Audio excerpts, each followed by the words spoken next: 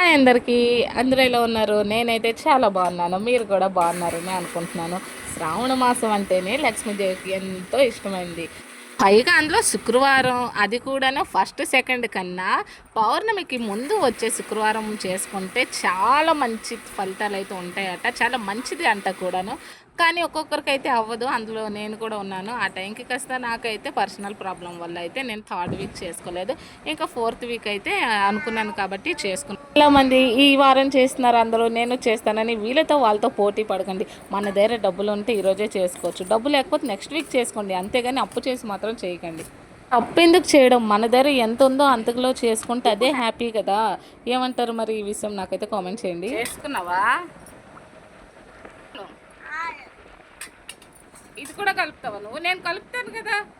నాకు నా చిడితల్లి కూడా చాలా వరకు హెల్ప్ చేసింది. నేను పోపు వేస్తుంటే తను కలపడం అలా అయితే చేసింది. తనేం చేయదనుకోండి, కానీ ఏదో చిన్న హెల్ప్ లాగా అయితే చేసింది.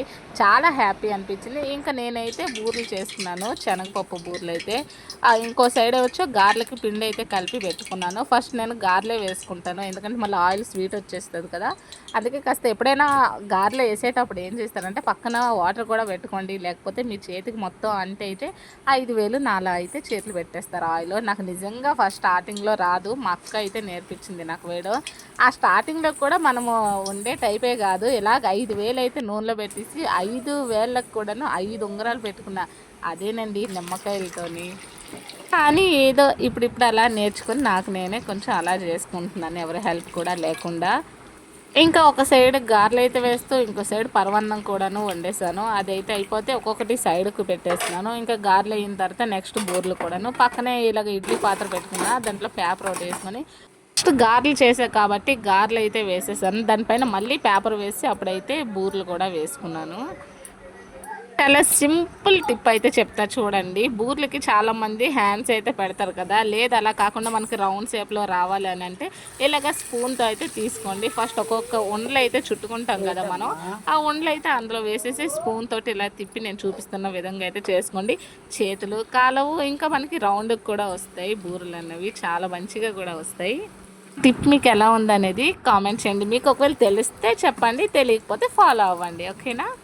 మీకు ఇంకో విషయం తెలుసా? మా మమ్మీ ఎప్పుడైనా సరే ఇలాంటి పిండి వంటలు ఏమైనా చేసినారు ఫస్ట్ గ్యాస్ దగ్గర అయితే చిన్నది పెడుతుంది. నాకు నిజంగా ఇప్పటికీ తెలియదు అసలు ఎందుకు అలా చేస్తారో. మమ్మీని చూసైతే నేను కూడా అలానే ఫాలో అయిపోయాను.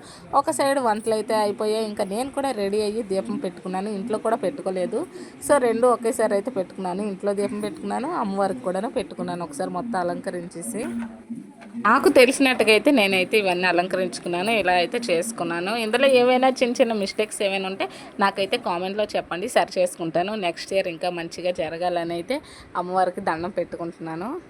ఇంట్లో పూజ అన్న తర్వాత బావలేకపోతే ఎలా చెప్పండి, అందుకే బావకు ఫోన్ చేస్తే డ్యూటీ నుండి అయితే వచ్చారు పర్మిషన్ తీసుకొని. వరలక్ష్మి వ్రతం బుక్ అయితే చదువుతున్నాను, వినండి. కలగజేసే వ్రతము ఒకటి ఉన్నది అని పరమేశ్వరుడు పార్వతీదేవికి తెలియజేశాడు. పూర్వము పరమేశ్వరుడు కైలాసంలో సింహాసనంపై ఎంతో సంతోషించి, దేవి నువ్వు కోరిన విధంగా స్త్రీలకు సర్వ సౌభాగ్యములు కలగజేసే వరలక్ష్మి వ్రతం అనే ఒక వ్రతం ఉన్నది. సిరి సంపదలతో అష్ట ఐశ్వర్యాలతో జీవనం. అయ్యో, నా కథ విని మీరు అంతా తిట్టుకుంటున్నారా అంటే అక్కడక్కడ బెక్కేస్తుంటాను, ఎందుకంటే అంత క్లియర్గా చదవాలి అంటే చాలా సంవత్సరాలు అయింది కదా, అందుకని కొంచెం అయితే బెక్కాను, ఏమనుకోకండి. పూజ అయితే మాత్రం చాలా బాగా అయింది. లాస్ట్లో అయితే ధూపం మాత్రం వేసాం నిండుగా ఫుల్గా, చాలా మంచిగా అనిపించింది. ఇంకో విషయం తెలుసా, మనం పూజలు ఉండేటప్పుడే కాదు ధూపం వారానికి ఒకసారి 2 సార్లు అలా వేసుకుంటే ఇంట్లో నెగిటివ్ ఎనర్జీ పోయి పాజిటివ్ వైబ్స్ అయితే వస్తాయి. ఇంకా పతియే ప్రత్యక్ష దైవం అంటారు ఊరికేనా, అందుకే నేనైతే దండం పెట్టుకున్నాను. మంచిగా ఆశీర్వదించాడు మా బావ అయితే నన్ను. ఇప్పుడు ఫస్ట్ వాయినం ఎవరికి ఇస్తున్నానో తెలుసా మీకు? నేనే నా చిటి తల్లి అంటే ఫస్ట్ ముత్తైదు. తన కాళ్ళకి పసుపు పెట్టి కుంకుమ బొట్టలు పెట్టి గంధం పెట్టి అయితే తనకి తాంబూలం ఇచ్చాను. తను ఎంత హ్యాపీగా రాయించుకుంటుందో అసలు. నేను ప్రతి సంవత్సరం 5గురికి అయితే తాంబూలం ఇస్తాను. ఇంకా నా చిడితల్లి నాకు ఆశీర్వదిస్తుంటే నిజంగా అమ్మవారు వచ్చి నన్ను ఆశీర్వదించినట్లయితే ఆ ఫీల్ అయితే నాకు వచ్చింది.